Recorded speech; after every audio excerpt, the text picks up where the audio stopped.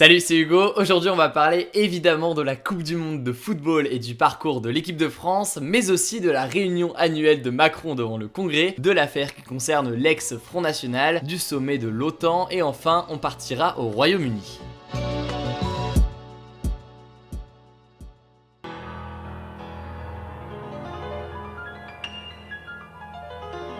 At first I was afraid, I was petrified. Kept thinking I could never live without you by my side. But then I spent so many nights thinking how you did me wrong. And I grew strong, and I learned how to get along. So now you're back from outer space. I just walked in to find you here with that sad look upon your face. I should have changed that skin line. I should have made you leave your feet. On continue avec l'intervention d'Emmanuel Macron devant le Congrès. Comme l'année dernière, le président français a réuni les députés et les sénateurs au château de Versailles, réunis en congrès, c'est le nom que l'on donne à cette réunion. L'objectif du président, défendre son bilan et annoncer les réformes à venir. Pour résumer, Emmanuel Macron n'a pas fait de grandes annonces, mais il a tenté de répondre à ceux qui le considèrent comme le président des riches. Certains députés, essentiellement de la France Insoumise, le mouvement de gauche de Jean-Luc Mélenchon, mais aussi des députés de la droite, ont boycotté le rendez-vous. Les uns pour dénoncer le règne de ce qu'ils appellent le président monarque, autrement dit un président qui serait roi, et les autres pour ne pas cautionner une opération de communication politique. Pour répondre aux critiques, Emmanuel Macron a annoncé qu'il allait modifier la constitution, autrement dit la loi suprême du pays en quelque sorte, afin de pouvoir écouter et répondre aux parlementaires lors des congrès,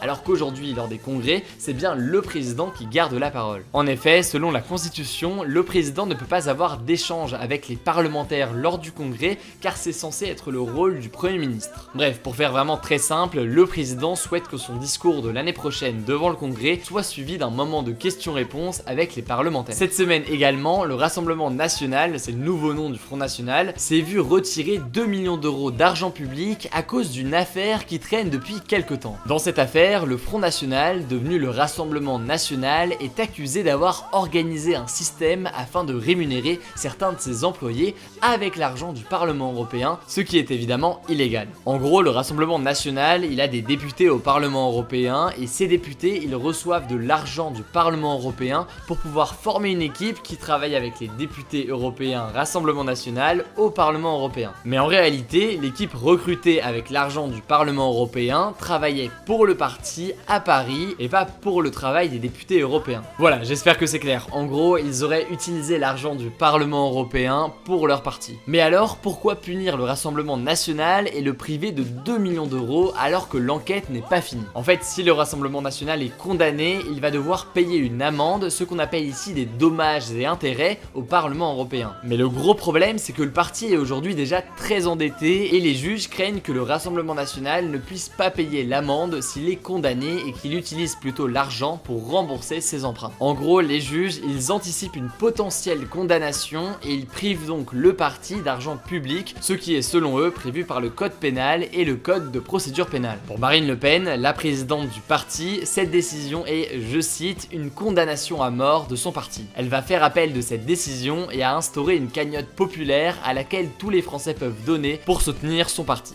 La quatrième actualité de la semaine, c'est la réunion annuelle des pays membres de l'OTAN qui avait lieu à Bruxelles. Cette semaine avait lieu le sommet réunissant les 29 membres de l'OTAN, que l'on appelle aussi l'Organisation du traité de l'Atlantique Nord. Cette organisation, c'est une alliance militaire créée à la suite de la Seconde Guerre mondiale en 1949. Son premier objectif, c'était vraiment de rapprocher des États du continent américain, donc le Canada et les États-Unis, et certains États européens comme la France, l'Italie, le Luxembourg, etc. Dès son arrivée à Bruxelles, Donald Trump a ouvertement rappelé que selon lui, les États-Unis mettaient trop d'argent dans l'OTAN. En effet, à l'OTAN, aujourd'hui, il existe une règle pour les 29 membres, mais que la plupart ne respectent pas. Cette règle, elle dit que les États membres doivent consacrer au moins 2% de leur PIB, c'est-à-dire le produit intérieur brut, à leur budget lié à la défense. Et ce budget, il doit ensuite bénéficier à l'OTAN si l'un de ses membres est attaqué par un pays ennemi. Finalement, après avoir menacé de quitter l'OTAN, plusieurs États européens ont annoncé qu'ils allaient investir davantage dans l'armée.